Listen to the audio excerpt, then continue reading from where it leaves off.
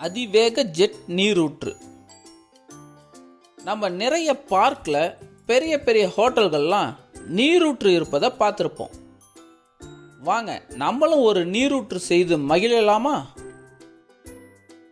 இதற்கு தேவையான பொருட்கள்: ஒரு ஊசி மருந்து பாட்டில், ஊசியுடன் கூடிய புதிய சிரஞ்ச், ஒரு பழைய மை பேனா மற்றும் ஒரு நீண்ட ஊசி. ஒரு பழைய மை பேனாவில் ரீஃபிலை எடுத்து ஒரு நீண்ட ஊசியால் எழுதும் முனையில் இருக்கும் பந்தை வெளியே தள்ளணும். பந்து அகற்றப்பட்ட ரீஃபில் முனை ஒரு குறுகிய துளையாக செயல்பட்டு ஒரு அற்புதமான அதிவேக ஜெட் நீரூற்றாக செயல்படுகிறது. ஒரு ஊசி மருந்து பாட்டிலின் ரப்பர் நடுவில் ஒரு துளையிட்டு அந்த துளையின் வழியே ரீஃபிலை செருகணும்.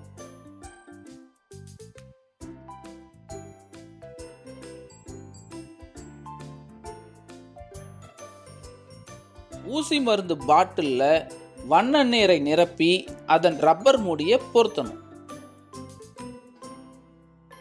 இப்போது சுத்தம் செய்யப்பட்ட சிரஞ்சை எடுத்து அதன் ஊசியை வளைத்து ரப்பர் மூடியில குத்தவும்.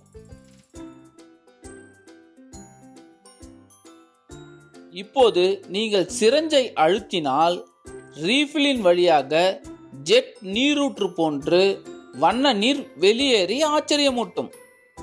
இந்த நீரூற்று மிக நீண்ட நேரத்திற்கு தொடர்ந்து இயங்கும். இங்கே உள்ளது போன்று நீங்கள் ஒரு பெரிய சிரஞ்சை எடுத்து ஒரு தண்ணீர் பாட்டிலின் மூடியுடன் இணைத்தால் மிக உயரமான ஜெட் நீரூற்று வெளியே வருவதை காண்பீர்கள். இது ஒரு ஸ்ப்ரே நீரூற்று போன்றது. இது மிக நீண்ட நேரத்திற்கு தொடர்ந்து செயல்படும். நீங்க சிரஞ்சை அழுத்துவதற்கு பதிலா வெளியே இழுத்தால் தண்ணீர் பாட்டில்ல காற்று குமிழ்கள் தோன்றுவதை காணலாம். மீண்டும் சிரஞ்சை அழுத்தினா ரீஃபில் வழியா ஜெட் நீரூற்று ஸ்ப்ரே ஆவதை கண்டுகளிக்கலாம். இதற்கு என்ன காரணம்னு பார்த்தீங்கன்னா, இங்கு பாஸ்கல் விதி பயன்படுகிறது.